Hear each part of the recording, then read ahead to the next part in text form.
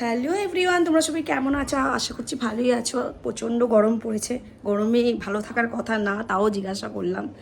Always শরীরটা খারাপের জন্য তো গলাটা এখনও ধরেই আছে। তো আজকে চলে এসেছি বাপের বাড়ি। তো জানোই তো দেওরের বিয়ের সব তোড়জোড়। তো আজকে দেওরের আইবুড়ো ভাত, সেটা হচ্ছে আমাদের বাড়িতে খাওয়াবে। তো মায়েরা নেমন্তন্ন করেছিল অনেক দিন আগেই, তো আজকে সেই দিনটা। তো সকাল থেকে অনেক রান্না বান্না তো হয়েইছে, সেগুলো আর করার সময় হয়নি, কেননা এই সবের দিকে অনেকটাই ব্যস্ত ছিলাম। তো কী কী রান্না হয়েছে বা কী কী মেনু হয়েছে, চলো তোমাদের সাথে আগে সেটা শেয়ার করি। আর এই ভিডিওটা অবশ্যই হতে চলেছে ইন্টারেস্টিং, তো পুরো দেখো অবশ্যই ভিডিও, প্লিজ স্কিপ করো না। তো চলো দেখতে থাকো।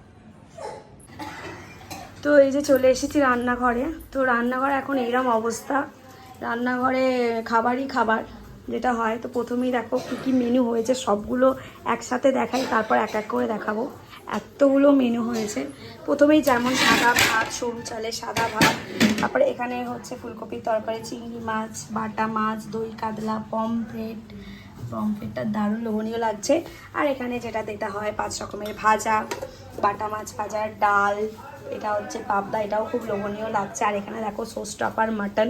আর মাটন কিসে হয়েছে দেখো, এই জায়গাটায় হয়েছে মাটন, লাল লাল ঝোল পুরো একদম। আর এখানে আমার মা ভাজছে হচ্ছে এই যে ফিশ ফ্রাই।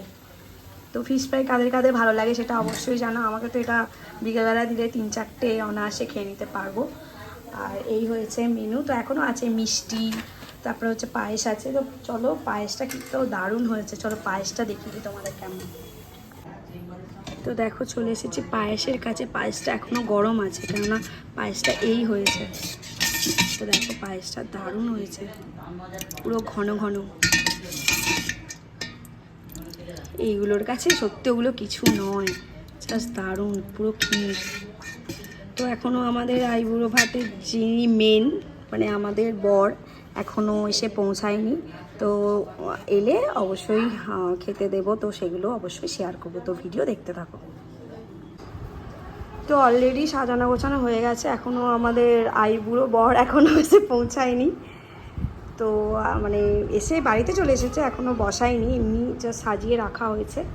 তো এসে বসবে। আর তো চলো সেটাও দেখিয়ে দেবো।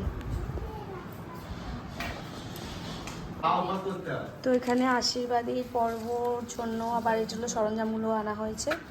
তো এই প্রদীপটা জ্বালা হবে, একটু আশীর্বাদী করে দেওয়া হবে, চন্দন বাড়ছে, এগুলোও তো লাগবে। এগুলো জাস্ট রিচুয়ালস, এত কিছু সাজিয়ে খাওয়া না, কিন্তু আসল রিচুয়ালস হচ্ছে এইটা, সবার বড়দের আশীর্বাদ পাওয়া। তো তারই তোড়জোড় চলছে আর কি। তো এই যে এখন আশীর্বাদ পর্ব চলছে, বসে পড়েছে।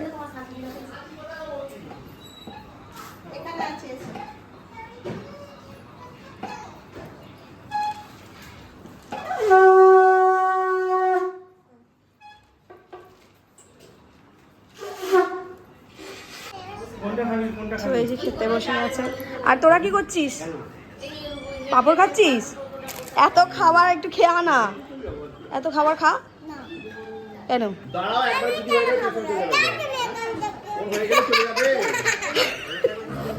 কি সব বলছে না ভাই, খেয়ে নাও।